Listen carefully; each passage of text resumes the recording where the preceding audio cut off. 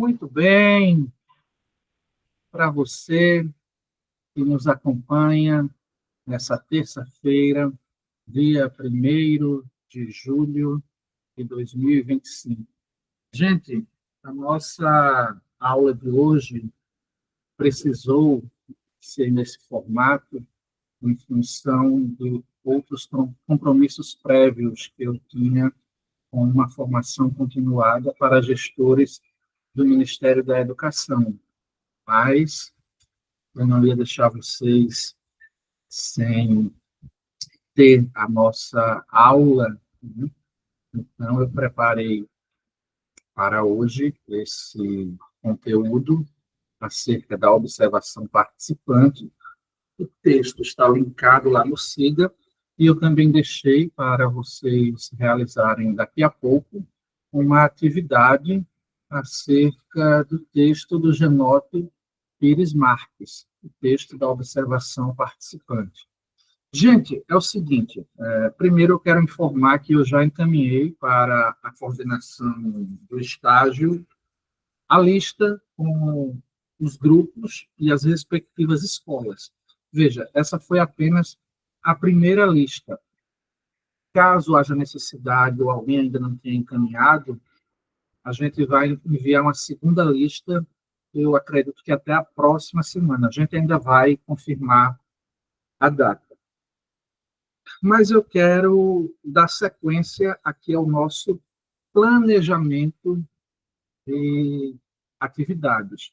Vocês estão seguindo com a organização do plano de ação que vocês vão levar para a escola, para executarem ao longo das próximas semanas.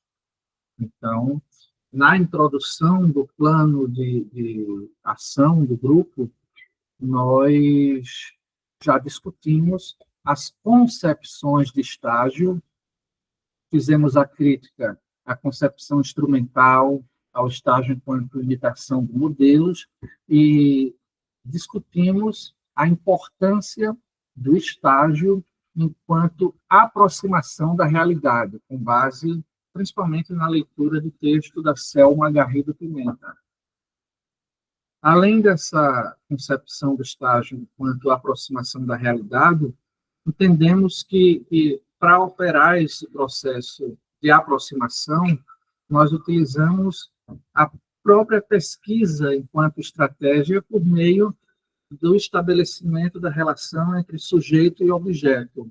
Daí o estágio ele ganha um novo significado, porque cada um dos grupos precisam, na feitura desse plano de ação, definir quais são suas temáticas de interesse e delimitar o seu objeto de problematização, de observação e de intervenção. Na nossa segunda semana, ou no nosso segundo encontro, nós discutimos a gestão democrática da educação enquanto essa abordagem teórica que vai contribuir para a construção desse objeto de observação.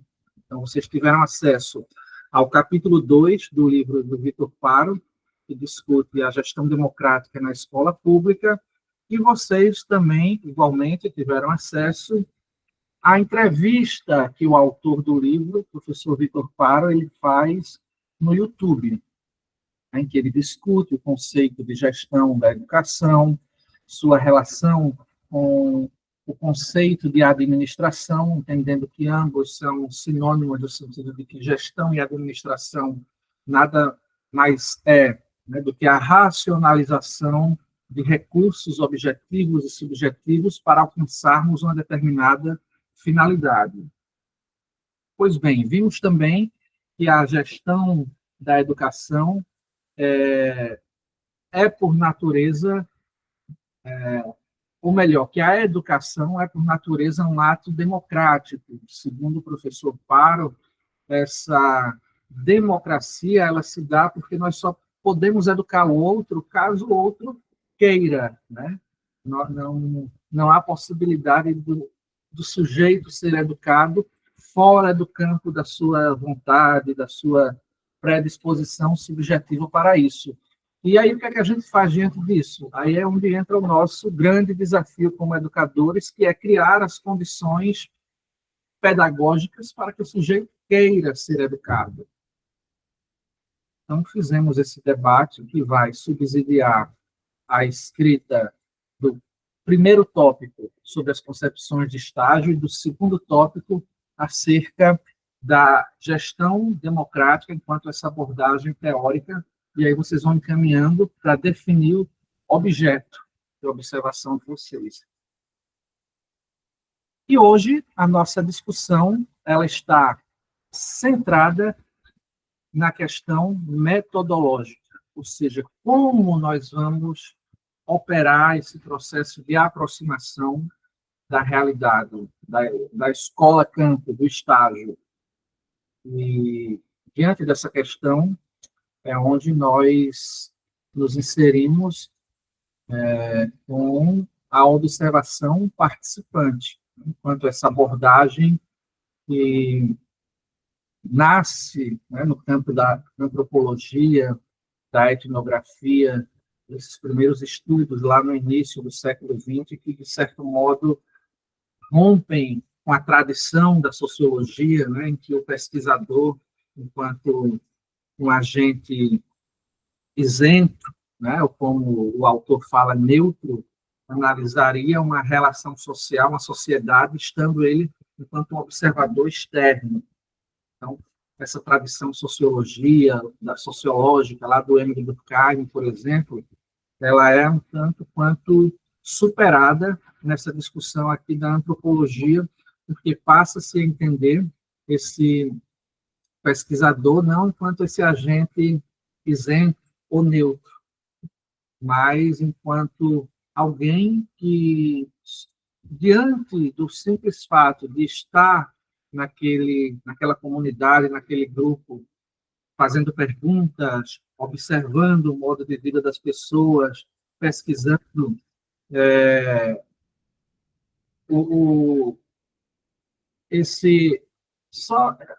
essas interações já interferem na própria dinâmica do ambiente.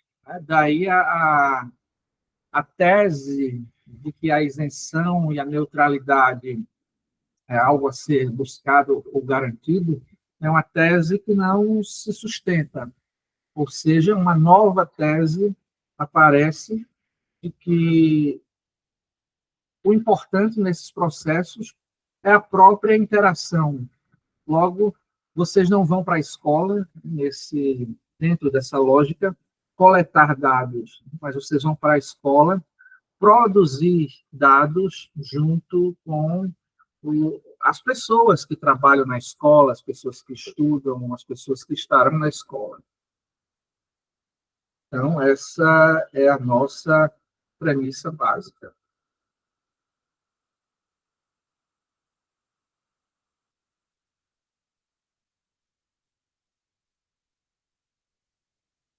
Antes de adentrarmos a nossa temática especificamente, eu quero lembrar a vocês, eu estarei deixando, além da atividade linkada no Google Forms, para vocês realizarem ainda hoje, logo após esse momento aqui que nós estamos tendo, eu quero deixar linkado também a template do plano de ação que vocês vão desenvolver. Por quê? Na próxima aula, nós vamos estar juntos presencialmente, estaremos em sala de aula, e vocês já precisarão trazer, né, vocês levarão o plano de ação já estruturado, esboçado, com essa primeira parte das concepções de estágio, a segunda parte da gestão democrática, e a terceira parte com essa discussão, esse debate acerca da observação participante. E aí eu quero passar em cada um dos grupos, quero verificar como está o andamento da produção desse plano e quero discutir com vocês os objetivos geral e os objetivos específicos do plano de ação. Por quê? Na semana seguinte, ou seja, daqui a 15 dias, isso vai ser no dia 8 de julho, né? Muito provavelmente vocês já farão a primeira visita à escola, certo? Então, atenção, né? Realizar a atividade ainda hoje e já fazer o download da template do plano de ação. Pois bem, o nosso texto base de hoje, que também está linkado na turma virtual, é o texto do Janote Pires Marques, A Observação Participante. É um texto do ano de 2016 e é um texto que discute as contribuições dessa abordagem teórica e metodológica para as pesquisas de campo, e não somente as pesquisas de campo na área de antropologia e na etnografia, mas as pesquisas na área de educação, seja os alunos da pós-graduação, dos mestrados, dos doutorados, mas também a pesquisa na graduação e no estágio, na área de educação. Então, veja, o que é que a observação participante ela tem a nos ensinar? Como ela pode contribuir para que a gente opere esse processo de aproximação da realidade nos estágios. Então, a gente tem que entender a observação participante a partir da questão do método. Ou seja, esse processo de observação, ele não é um processo meramente passivo, que você vai para a escola e vai simplesmente, através de seus sentidos, né, empiricamente falando, observar o que acontece. Mas existe aí um trabalho de campo, ou seja, vamos ver aqui alguns passos, algumas técnicas, algumas abordagens de interação, de conversas, como que nós podemos interagir com docentes, com gestores, coordenadores, com estudantes. Então, como que essas interações elas poderão se dar? Nós também veremos aqui como a gente define, como a gente escolhe o instrumento de coleta, né, e de produção de dados mais adequado a utilizar. Claro, tudo isso, né, a observação, o trabalho de campo, a conversa, um instrumento, ele terá como eixo articulador a realidade educativa. E aí a realidade, entendendo essa expressão realidade, enquanto aquele conjunto de coisas que existem e que são independentes da nossa consciência enquanto pesquisadores. Ou seja, a escola que vocês vão fazer o estágio, ela já está lá, ela já tem a sua dinâmica de funcionamento, os seus problemas, né, as suas interações. Então, ela é uma realidade, ela não vai passar a existir porque você, enquanto aluna e aluno, vai chegar lá. Não é uma existência em função da sua consciência. Então, diante dessa categoria de pensamento, que a gente chama de realidade, nós temos a interação entre dois entes, dois elementos. Aquele que nós chamamos da subjetividade, então, o estágio de gestão, ele transita em meio à sua subjetividade e à objetividade do campo de estágio. E essa objetividade, enquanto elemento do real, ela tem a sua existência e a sua consistência independente da sua subjetividade. Então, vamos colocar a nossa subjetividade a serviço da compreensão, do desvelamento dessa existência objetiva que é a escola. O Janote Pires Marques, ele traz para o nosso diálogo duas pesquisas importantíssimas para o campo da antropologia e que nós passamos a estudá-la e aprender com elas, né, para o nosso estágio.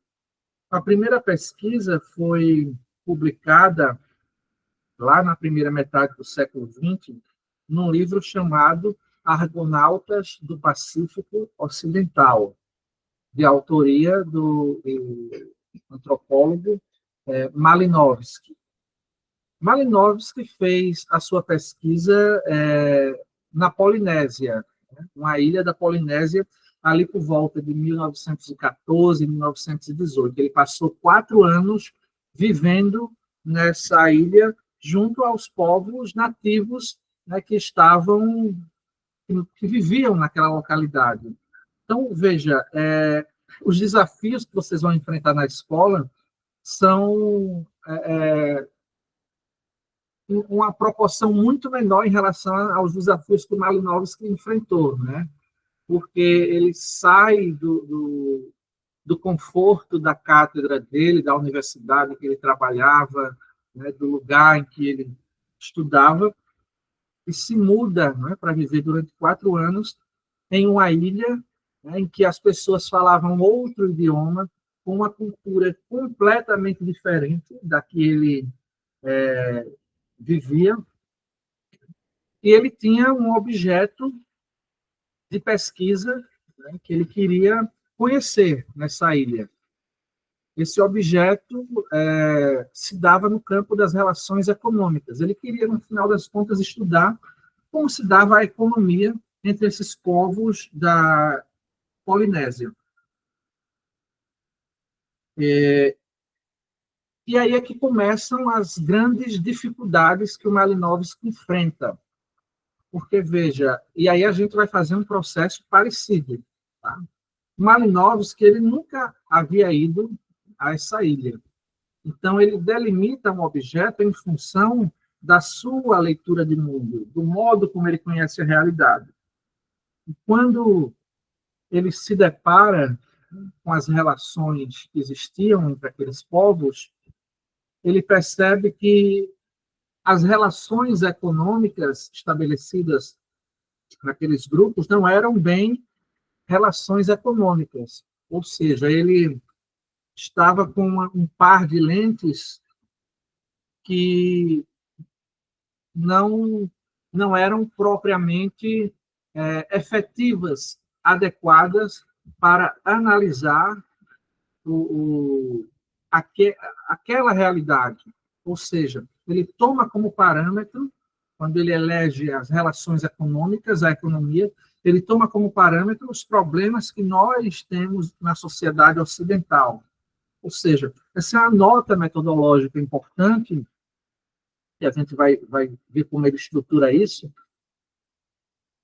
porque aí ele precisa readequar, não é, o plano de pesquisa dele à própria realidade que ele estava imerso. Ou seja, ele constata que não existia uma economia tal qual existem nas sociedades capitalistas. Ou seja, as relações de troca desses polinésios, elas não se davam sobre critérios unicamente ou meramente econômicos.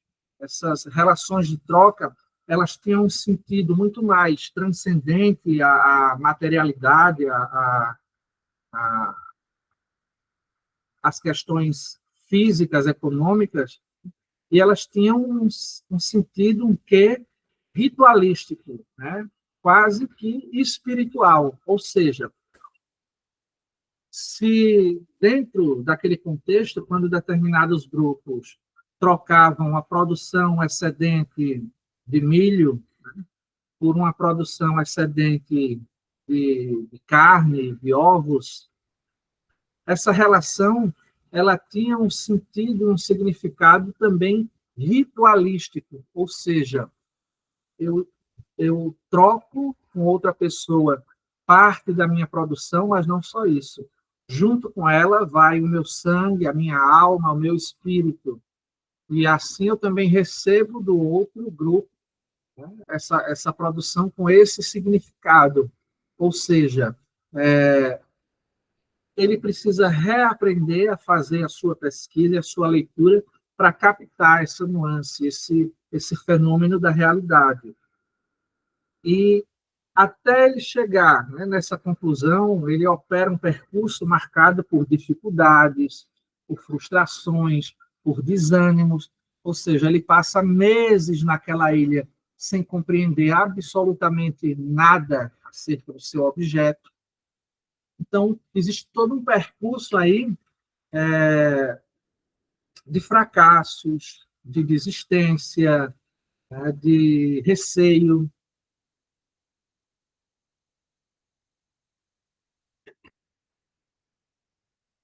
Existem vários questionamentos no sentido do sujeito se perguntar: o que é que eu estou fazendo aqui com esses desconhecidos que nem a mesma língua nós falamos?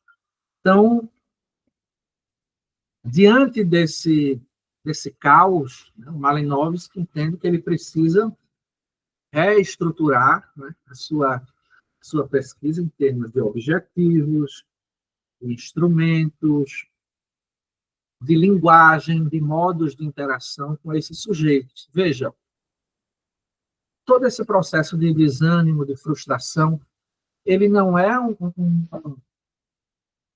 uma falha do processo da pesquisa, mas ele é estrutural, ele é condição de existência. Ou seja, certamente, quando vocês chegarem na escola, vocês vão passar por momentos similares ao que Malinowski passa. Claro que as dificuldades dele foram muito maiores, né? Aqui, todo mundo... Nós temos uma vantagem, né? O nosso curso. Ou seja, o nosso campo de estágio ele é familiar para todos nós. Ou seja, todo mundo aqui, durante a vida, já passou pela escola. Isso não necessariamente acontece em outras áreas do conhecimento, né? Imagine o sujeito que faz o curso para ser contador.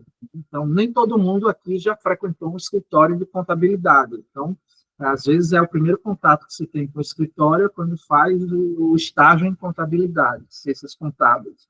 No nosso caso, não. Todo mundo aqui já passou mais de uma década na escola, né, ao longo da vida. Então, veja, nós temos uma situação relativamente confortável em relação a Malinowski, mas, ainda assim, esses processos de frustração, de desânimo, de questionamento, pensar, puxa vida, é isso mesmo que eu vou fazer da minha vida? O que é que eu estou fazendo aqui? Isso vai passar pela cabeça da maioria de vocês. O estágio é o lugar onde nós vivenciamos esses dilemas. Daí a importância de termos um arranjo, né, uma organização metodológica, inclusive para racionalizarmos esses questionamentos. Ok? E aí a gente aprende muito isso com o segundo livro que o Genote Pires Marques apresenta no artigo dele, que é o texto A Sociedade da Esquina. Esse foi escrito por William Foote White, é uma pesquisa que se deu ali por volta da década de 1940, originalmente, né, publicado em língua inglesa, The Corner Society, e traduzido para a língua portuguesa como A Sociedade da Esquina.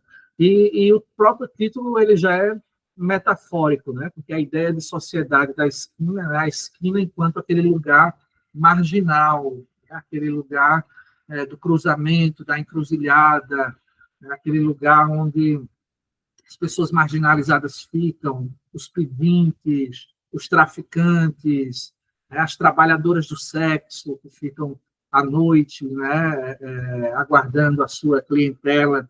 Então, a metáfora é exatamente nesse sentido, porque Malinowski, ou melhor, desculpa, William Foote White faz sua pesquisa em um bairro do North End, né, que, na verdade, North End é o nome do bairro, né, na cidade de Boston, nos Estados Unidos, que é um bairro paupérrimo, né, na década de 40, composto por imigrantes italianos que viviam em condições, né, de criminalidade, na máfia italiana.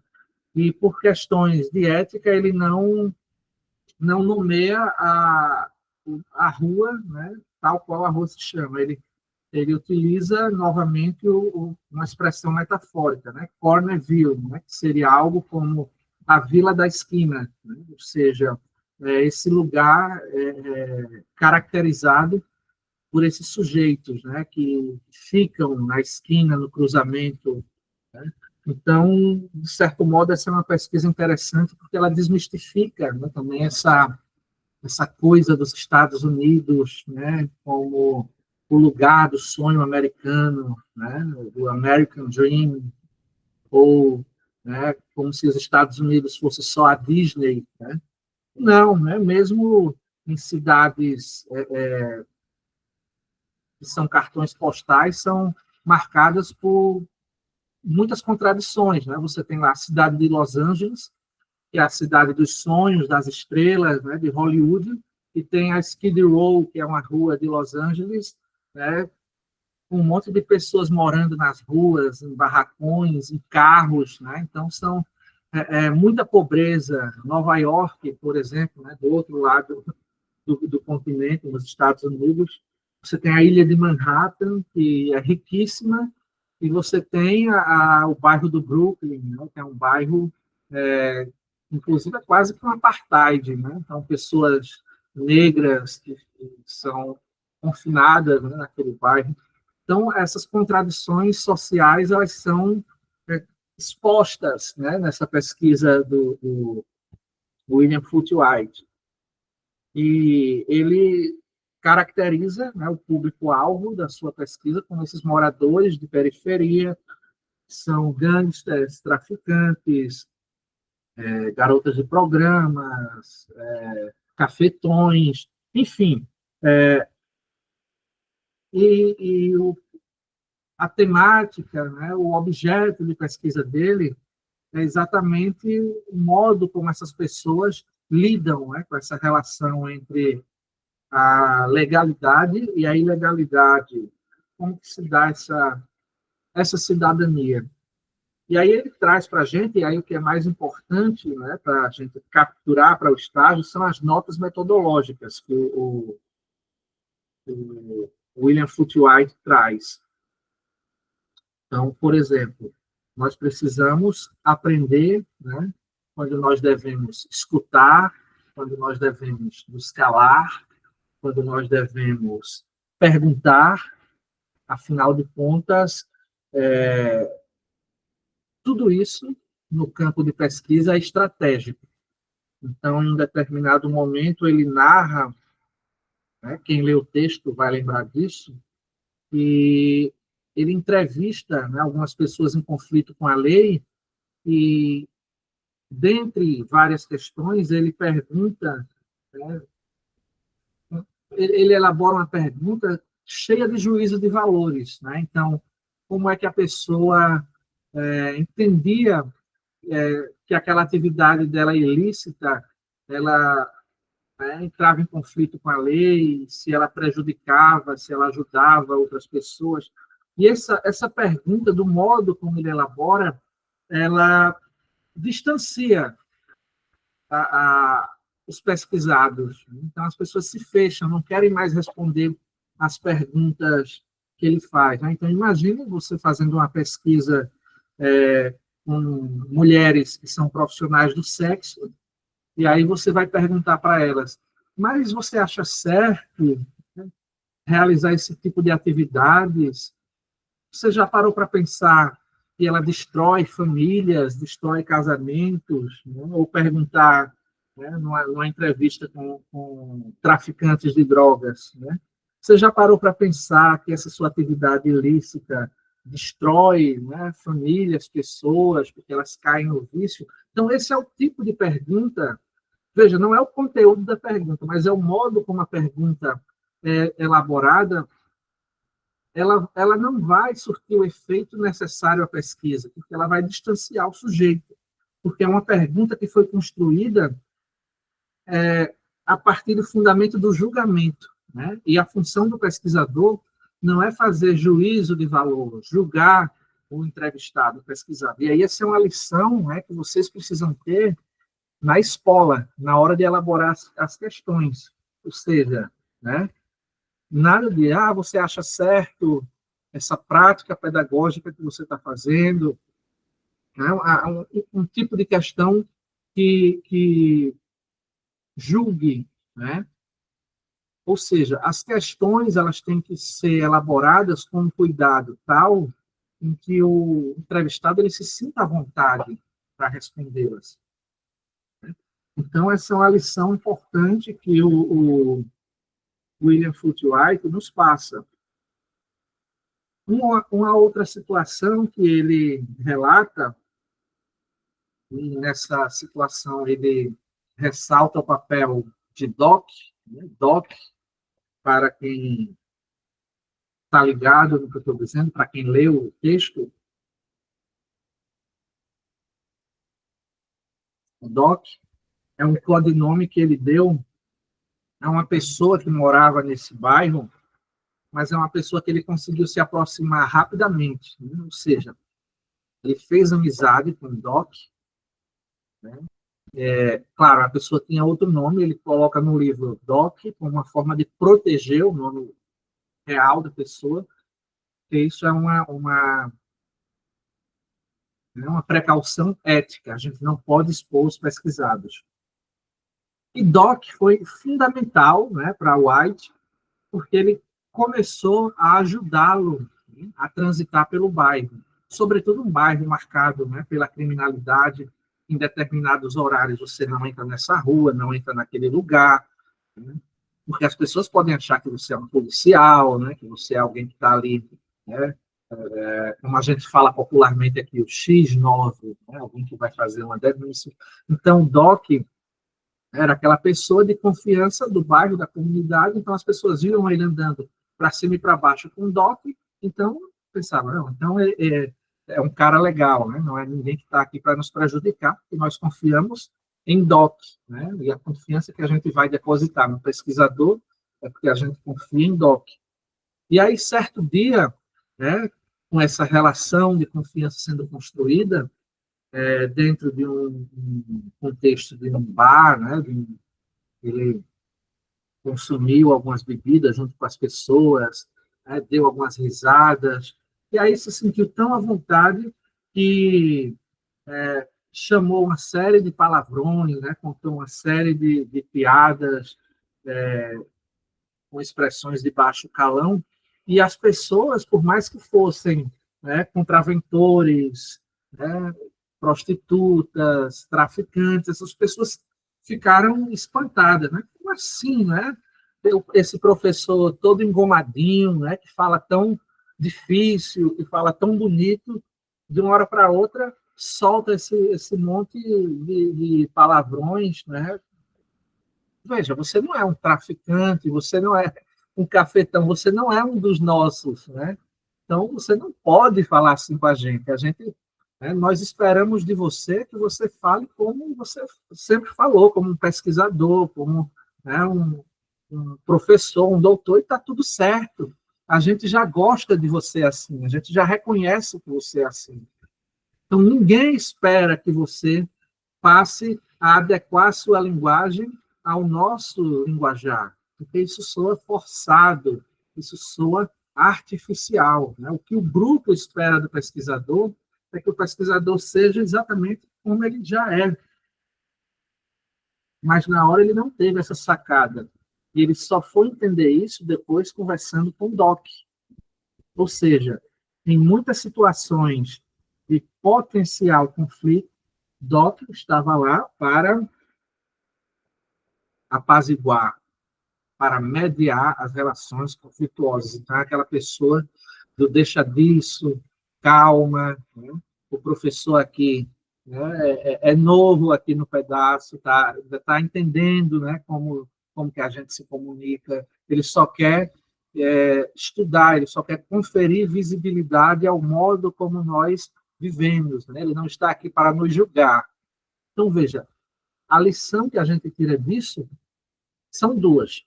Primeiro, não tente se camuflar com né, a população local, se camuflar no sentido de tentar aparecer um deles, porque isso vai soar artificial e até ofensivo. 2, tenha sempre o seu DOC. Quem é o seu DOC? Né? Enfim, a partir dessas duas pesquisas, dessas duas experiências, do Malinowski, lá no Pacífico Ocidental, e do William Foote White, lá em North End, em Boston, o Janote Pires Marques nos dá um presente. Ele organiza aí 7 passos para nós desenvolvermos a observação participante na pesquisa em educação e nos estágios. Eu diria que não são necessariamente exatamente passos, mas são 7 notas metodológicas que vocês não podem abrir mão e que eu vou cobrar de vocês que elas estejam na metodologia do plano de ação. Veja, a primeira nota tem a ver com o tempo. Qual a relação que nós vamos estabelecer com o tempo? Malinowski e William White, eles tinham muito tempo, eles tiveram 4 anos para viver entre esses grupos e fazer essa pesquisa. Né? Nós não temos 4 anos. 4 anos vocês têm para fazer o curso, 4 anos e meio. O estágio não são 4 anos, são 4 meses. E o primeiro mês a gente já está aqui planejando. Ou seja, a gente precisa, nesse primeiro passo, organizar um processo de gestão inteligente do tempo. Como é que a gente operacionaliza isso? A gente vai organizar um cronograma de atividades definindo o que vai ser feito em cada semana na escola. Certo? Então, quando vocês baixarem a template aí no Siga, vocês vão ter aí um modelo desse cronograma. Então, como que esse cronograma, claro, vocês vão ajustá-lo em função do seu objeto. Mas aí nós vamos trabalhar com o tempo. Segundo passo, tenha sempre o seu DOC. Ou seja, essa vai ser a primeira missão de vocês. Na primeira semana que vocês chegarem na escola, vão procurar o DOC de vocês. Quem é essa pessoa que vai mediar a relação de vocês com a escola? E aí não confundam essa pessoa com a diretora ou o diretor da escola que vai supervisionar o estágio de vocês. Uma coisa não tem nada a ver com a outra. Podem ser pessoas completamente diferentes. O DOC pode ser um porteiro, pode ser uma pessoa que trabalha na cozinha, pode ser um professor, pode ser um estudante, pode ser, inclusive, alguém da gestão, pode ser até mesmo o diretor ou diretor da escola. Mas o DOC é essa pessoa que tem esse perfil acolhedor, esse perfil que vai mediar, né, a relação de vocês com as pessoas da escola. Ou seja, essa é a primeira, uma das mais importantes missões que vocês têm que colocar para si, essa primeira semana de visita à escola. Uma outra nota metodológica que a gente retira daquela lição é manter a plena consciência de quem são vocês na escola. Ou seja, vocês não podem se confundir com pessoas que trabalham na escola, com pessoas que estudam na escola. Vocês são estagiários, alunos do curso de pedagogia que estão realizando um processo de formação por meio do estágio e por meio da pesquisa. Ou seja, no final das contas, é isso que a escola espera de vocês. Então, as ações de vocês têm que deixar claro essa posição de vocês e quem vocês são. Assim como o White ele aprende lá naquele momento de interação que ele solta os diversos impropérios, certo? E aqui eu tenho uma dica importante, né? É quase que uma advertência. Vejam, essa nota metodológica implica que vocês tenham atenção, por exemplo, não só, né, ao modo como vocês falam, se comportam, mas até mesmo ao modo como vocês se vestem. Uma coisa é vocês, aqui na universidade, assistindo aula, vocês vêm à vontade, né, vêm de chinelo, vêm de short, é tranquilo. Vocês passam 4, 5 anos aqui na universidade, é quase como se fosse a nossa casa, né? Mas no ambiente de trabalho existe uma outra lógica, uma outra relação. E aí eu faço uma pergunta a vocês. Eu não vou dizer a vocês como vocês devem se vestir na escola, longe de mim. Mas eu vou fazer a vocês a seguinte pergunta: como vocês esperam encontrar a diretora, o diretor da escola, a coordenadora pedagógica, os professores? Como vocês esperam encontrar essas pessoas vestidas na escola? Então, é assim que vocês têm que se vestir. Ou seja, são essas expectativas que a gente precisa suprir e atender no nosso ambiente de trabalho. Então, precisamos nos vestir de maneira ética e profissional. Não estou dizendo aqui que vocês precisam, os homens, irem na escola de terno e gravata, e as mulheres, né, de salto alto, maquiadas. Não é nada disso, né? Mas como vocês esperam, né, que as gestoras estejam vestidas, os gestores? Basta pensar nessa questão, certo? E porque isso tem a ver com a postura, com a vestimenta do estagiário também. Uma quarta nota metodológica. Vocês vão para a escola observar, mas vocês estarão o tempo todo sendo observadas e observados pelos professores, pelas pessoas que trabalham na secretaria, pelas pessoas que trabalham na cozinha, pelos estudantes, tá certo? Quinto passo, ou quinta nota metodológica: saber quando perguntar, saber quando ouvir, saber quando se calar. Ou seja, nem sempre é o momento oportuno de você se posicionar. Quer dizer que eu não vou me posicionar nunca? Não, jamais. Inclusive, você pode se posicionar acerca daquele assunto, mas em outro momento. E como é que a gente vai saber? Primeiro, né, essa é uma nota metodológica que exige vigilância constante. Mas certamente vocês vão cometer erros. Esses erros, eles são inerentes ao processo. O importante é que quando esses erros, né, sejam cometidos, ou seja, falei numa hora que não deveria ter falado, ou naquela hora eu não deveria ter ficado calado, eu deveria ter dito isso, isso e isso. Aí tem a ver com o sexto passo, o diário de campo. Ou seja, vocês vão anotar, vão tomar nota. Para que serve o diário de campo? Primeiro, o diário de campo, para esse estágio, é item obrigatório. Todo mundo precisa, a partir de hoje, providenciar um caderninho como esse.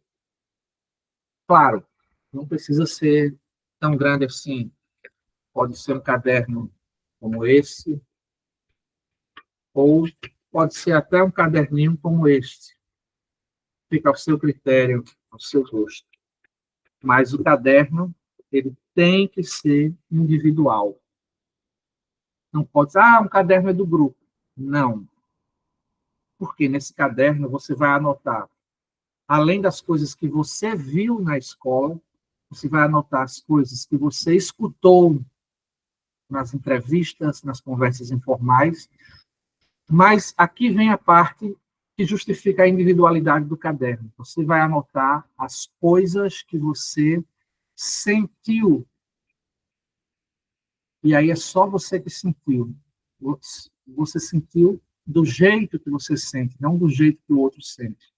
Então, foi frustração, foi ansiedade, foi medo, foi um sentimento de recompensa, de alívio, anota, porque isso depois vai ser importante para que vocês racionalizem esses sentimentos, para que vocês possam analisar. Tudo isso integra esse estágio, certo? E o sétimo e último passo, ou a última nota metodológica, tem a ver com o planejamento da saída de campo de vocês. Ou seja, vai ter uma hora que vocês vão retirar o time de campo. E aí, qual é a contribuição que o grupo de vocês vai deixar para a gestão daquela escola? Ou seja, vocês podem organizar uma culminância de uma atividade no último dia de estágio. Essa atividade ela pode ser junto com a equipe pedagógica, junto com os gestores, junto com os estudantes. Vai depender do objeto de pesquisa de vocês. Então, essa é uma pesquisa que está colada com o processo de intervenção, que é a participação de vocês na escola. É um cartaz que vocês vão fazer para deixar na escola? É um vídeo como esse que vocês vão fazer para encaminhar para os alunos, para os professores? É uma roda de conversa para discutir o objeto de vocês e a relação deles com a gestão democrática? Claro, a gente vai ter a oportunidade de conversar sobre isso a semana que vem, grupo a grupo. Mas é fundamental pensar nessa contribuição que vocês vão dar à gestão da escola, certo? Então, esses são os 7 passos, né, que o Genote Pires Marques organiza e que serão fundamentais para vocês organizarem metodologicamente o processo de estágio, certo? Então, de maneira geral, a gente vê aqui que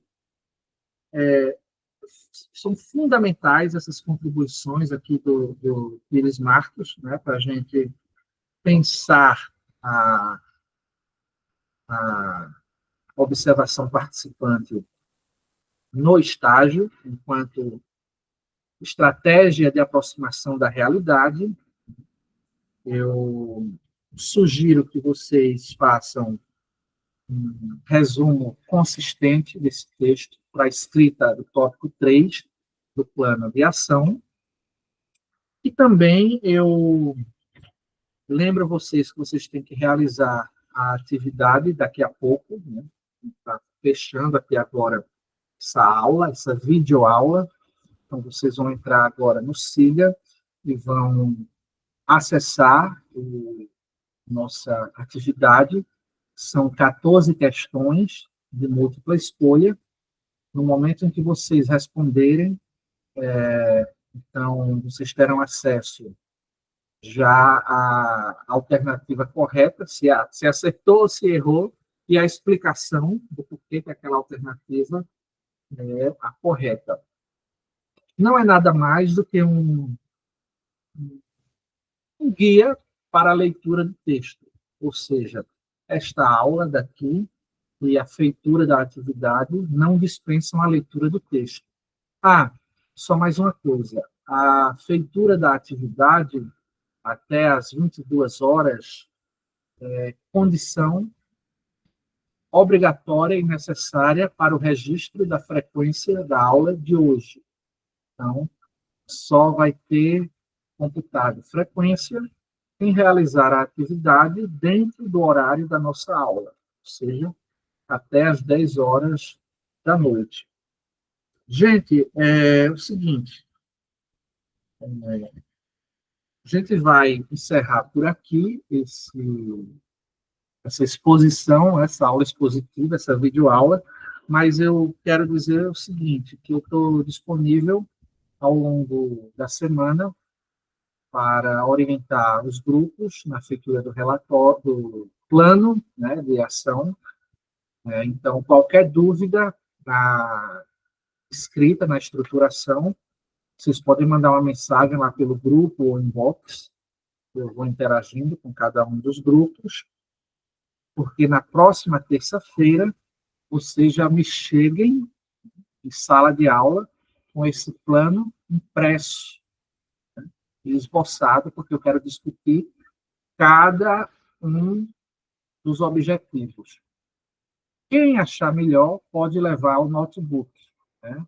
Eu sei que o notebook nem todo mundo se sente à vontade para, né, levar no ônibus, né, sair da sua casa e ir para a universidade à noite, enfim. Então, quem não tiver como levar no notebook, imprime e a gente discute ele em sala de aula tranquilamente. Tá bom, pessoal? Então, é isso.